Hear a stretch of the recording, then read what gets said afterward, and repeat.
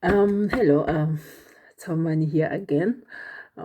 Today, I hope you are doing well with this lockdown. You're coping and you are using the time to recharge so that when we go back to work, we go back to the new normal. We go back recharged. Today, I just remembered that I'm an author and I wanted to read you something from my belly to yours. Please bear with me, I'm not a poet. I just write and follow what is laid in my heart and in my spirit at that given time. And it reads as follows. Drifting away. I see you across the table, but I don't see you. I feel you lying next to me, but I don't feel you. I am scared. I feel so alone. How can it be? I am lonely in your presence. You are here with me, but you are not with me. We no longer hear each other's heartbeat.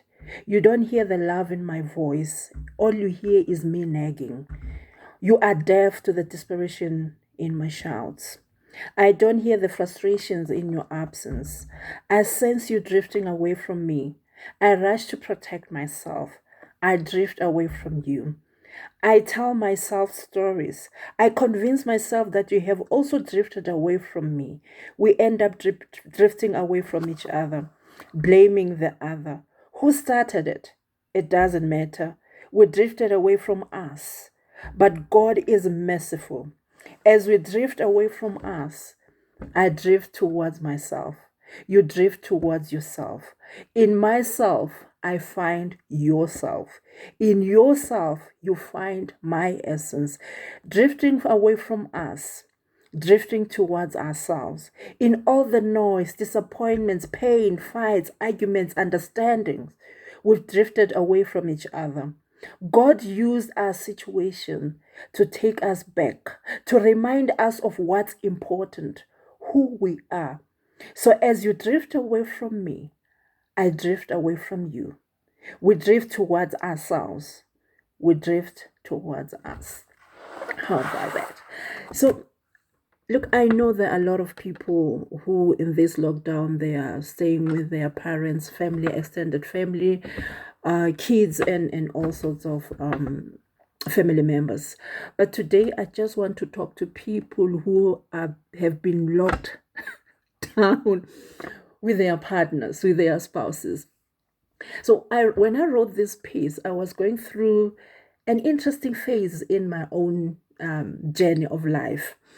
And what I have learned through that phase is that, sometimes as couples, we reach a certain point where something, somewhere, somehow happens, but we don't have a recollection of what exactly happened. And we just find ourselves drifting away from each other. You find that one partner does something that is contrary to what we know or what we have agreed upon when we started this relationship. Now, depending on the maturity of the other partner, these things can be hashed out and it can die before it even becomes something that will destroy the relationship. However, in most cases, what happens is that when one partner does something that is contrary to our agreement, the other partner responds or reacts by retaliating. And then when they retaliate, the other partner then looks at this and then they retaliate back. And then what ends up happening is a sort of a ping pong game that happens between two partners. And ultimately, it goes on a downward spiral and it leads to all sorts of misunderstanding, all sorts of separations, all sorts of now this is over. The relationship is over. But then today, I just want to challenge all of us that as we are locked down, instead of continuing to drift away from each other, let's drift and move towards ourselves. What do I mean by that? Instead of spending time on social media, playing and doing all those things, take a few minutes, 30 minutes at the most. Go and sit by yourself, by your closet, and drift towards yourself. Spend time with yourself. You know, communication is one of the things that we all know that can solve any challenge and can stop whatever problem that we have. But then the communication that I'm challenging you and I to have now is not the communication that you sit down with your partner and rehash everything that has happened, but is the communication that needs to take place between you, yourself, and you. You go sit down and you revisit yourself. You remember who you are. You find who you are. And as you drift towards yourself, my prayer is that you find yourself there. And when you find yourself there, you also find your partner there. Because there is something that connected the two of you.